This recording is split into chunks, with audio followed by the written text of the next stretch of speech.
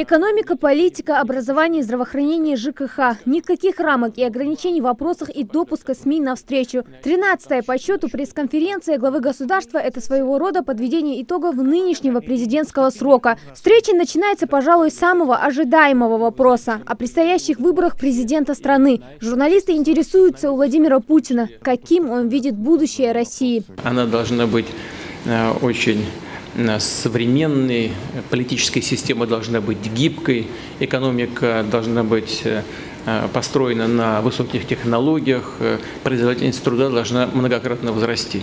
Конечно, не обошлось и без традиционного вопроса – экономика страны. На какой уровень удалось выйти России в условиях санкций и на какие направления делается акцент? Владимир Путин рассказал, что за последние годы в некоторых сферах удалось достичь небывалых, рекордных результатов. Это и значительный рост ВВП, показателей в сфере промышленности, сельского хозяйства. На 75, кстати, выросло ВВП, промышленное производство выросло на 70, на 6, на перерабатывающая росла ускоренными темпами, значит, там 60 и, соответственно, 70%.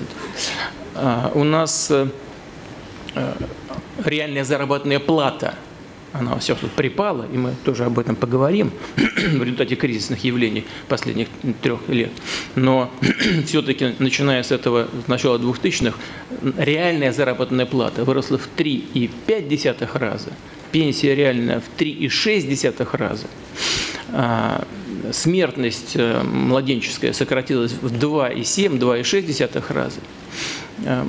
Материнская в 4 раза. Мы жили в условиях гражданской войны в течение долгого периода времени, несколько лет, 6 лет практически продолжается, если не больше, 10 почти что. Когда пацанов 18-19 лет, не готовых, не обученных, под пуль вынуждена была страна направлять. Потому что ничего другого не было. Сейчас у нас, посмотрите, какая армия. Вот у нас долги сократились в 3 раза, а резервы страны выросли в 30 раз. Ведь это о чем-то говорит. Один из самых волнующих страну вопросов поднимает корреспондент канала Матч ТВ. Что думает президент о решении Международного олимпийского комитета и о деле Григория Родченкова, главного свидетеля ВАДА? Владимир Путин поделился, что не сомневается в политической подоплеке допингового скандала вокруг российских спортсменов. И власти страны будут добиваться справедливых результатов в решении этих вопросов. Для нас очевидным является то обстоятельство, что скандал раздувается в преддверии внутриполитического российского календаря. И вот кто бы чего ни говорил, я убежден, я просто знаю, что это так и есть. Вот кто бы чего ни говорил, я знаю, что это так. Но в то же время, и тоже уже об этом неоднократно было сказано, мы сами в этом виноваты. Мы дали повод для этого, потому что действительно выявлены реальные случаи применения, использования допинга. Правда, и в других странах тоже выявляется. Просто там нет, вокруг этих стран нет такого ажиотажа политизированного. А то, что здесь политическая подоплека, сомнений нет. Как мы будем выстраивать отношения и с ВАДА, и с МОК? Надеюсь, конструктивно. Мы спокойно будем с ними работать, устраняя те проблемы, которые у нас действительно есть, но добиваясь, конечно, защиты интересов наших спортсменов, в том числе и в гражданских судах. Обеспеченность детей местами в детских садах и школах, уровень здравоохранения и образования, аварийное жилье, достойная заработная плата педагогам и медикам. Как оценивает президент исполнение майских указов, поинтересовался корреспондент Первого канала. Владимир Путин отметил, что программа, в осуществлении которой в первое время никто даже не верил, себя полностью оправдала. 94% из заявленных целей на данный момент достигнуты, и до конца следующего года будут решены и остальные задачи. Считаю, что мы, и я, и мои коллеги, мы сделали правильно в свое время, когда обозначили эти целевые показатели. Но что с ними происходит в целом, с этими указами? Примерно указами 93-94% заявленных целей исполнены. Это касается в том числе и уровня заработных плат в бюджетной сфере.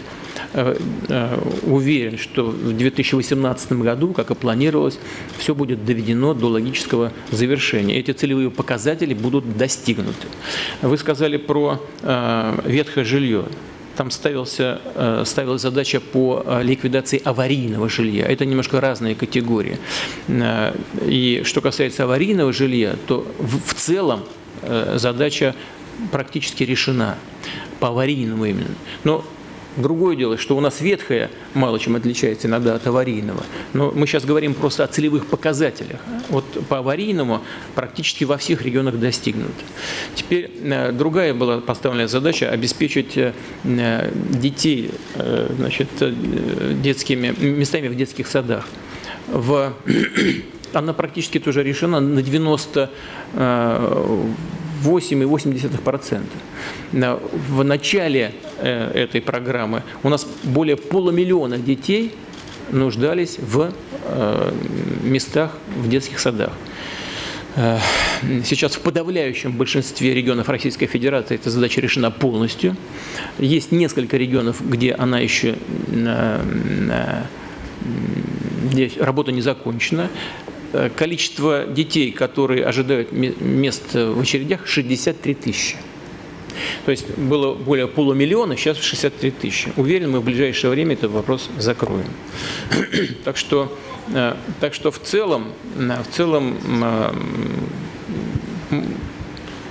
майские указы выполняются удовлетворительно. Отвечая на вопрос о налоговой нагрузке, президент заверил, что налоги в следующем году расти не будут, а с 2019-го, возможно, даже внесут изменения в систему.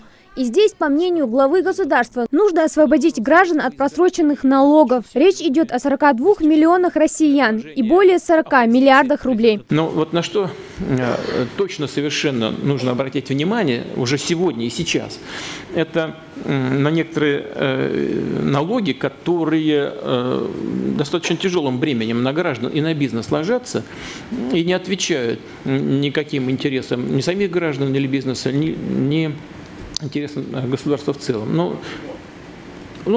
Капремонт, например, да, или, скажем, налоговая задолженность, которая возникла на протяжении предыдущих многих лет в силу обстоятельств, которые даже с человеком иногда не связаны, в силу несовершенства нашей налоговой системы. Эти задолженности касаются, дай бог памяти, где-то 42 миллионов человек. И общий объем этой задолженности 41 миллиард. Вот я думаю, что тоже, может быть, кто-то будет ругаться на меня из моих либеральных оппонентов, но я думаю, что нужно освободить людей от этих выплат. И сделать это нужно максимально дебюрократическим способом, без обращения человека в налоговые инспекции. Не оставили без внимания журналисты и вопросы здравоохранения. Интересовались, насколько оправдана параллель ввода в строй крупных медцентров и закрытия за счет этого небольших, к примеру, фельдшерских пунктов в отдаленных селах. Онкология – еще одно звено в системе, которое требует большого внимания, считают журналисты. Глава государства ответил, что здравоохранение – одно из важнейших направлений на будущее. Я уже говорил о снижении младенческой, материнской смертности в этой связи. У нас такие же показатели, не такие же, а в принципе хорошие показатели по снижению смертности от внешних факторов, это от ДТП, от заболеваний сердечно-сосудистой системы, от туберкулеза. У нас есть некоторые подвижки по онкологии, но не такие, как требует проблема, которая еще очень высока. Поэтому софинансирование и там востребовано, и мы будем обязательно это делать. Значит, по поводу того, что вы сказали о сокращении сети. Я согласен с вами. Во многих случаях это является необоснованным и недопустимым. При всей необходимости модернизации системы, при всей справедливости того, что у нас коечный фонд используется не для лечения больных, а для профилактики и просто оздоровления, при всем том, что технические средства должны быть такие, что пребывание на койке больничной должно сокращаться, а количество людей, которые пропускаются через надеюсь, эту койку увеличиваться. Все-таки с учетом огромности нашей территории далеко не всегда обосновано сокращение учреждений. Что в этом смысле нужно делать? Нужно увеличивать, конечно, прежде всего общее финансирование. Но оно и будет увеличено на следующий год. В этом году у нас, по-моему, 3,8 от ВВП, ну примерно, да. В следующем году это по данным Минфина, может быть, они могут расходиться, эти данные, там, с некоторыми другими ведомствами. По данным Минфина, я вот вчера только с Силуановым разговаривал специально по этому вопросу. Он мне сказал, на следующий год 4,1% на совокупные расходы по медицине, совокупные в целом по стране. Вопроса об инициативах поддержки семей и материнства, наверное, в Ингушетии ждали больше всего. Президент напомнил о продлении программы материнского капитала и о том, что в приоритете создание мест в яслях. Что предлагается для поддержки демографии? Первое. Введение ежемесячной денежной выплаты в связи с рождением первого ребенка до достижения им 1,5 лет в размере прожиточного минимума ребенка, который будет выплачиваться семьям со среднедушевым доходом ниже 1,5-кратного прожиточного минимума трудоспособного населения. Это что это значит? В 2018 году это значит 10 523 рубля, в 2019 10 836 рублей, в 2020 году 11 143 рубля. Второе. Продление программы материнского капитала и расширение возможностей для его использования. А именно, и самое главное, это средства материнского капитала можно будет получать и тратить в виде ежемесячной денежной выплаты в связи с рождением второго ребенка до достижения им 1,5 лет. И использование для оплаты услуг в сфере дошкольного образования уже с 2-месячного возраста ребенка. Делается для чего? Для того, чтобы женщина могла как можно быстрее выйти на работу, не терять свою квалификацию. Много говорили и о международных отношениях. Зарубежные СМИ интересовались в основном позицией России в развитии связей с Китаем, налаживанием контактов с Ираном, Америкой, Казахстаном, Афганистаном, а также мнением президента о ситуации в Сирии. Почти за 4 часа глава государства успел ответить на 30 с лишним вопросов. Завершая пресс-конференцию, Путин попросил журналистов не сердиться, что не все вопросы заданы, и поздравил присутствующих с наступающим Новым годом. Хади Добриева.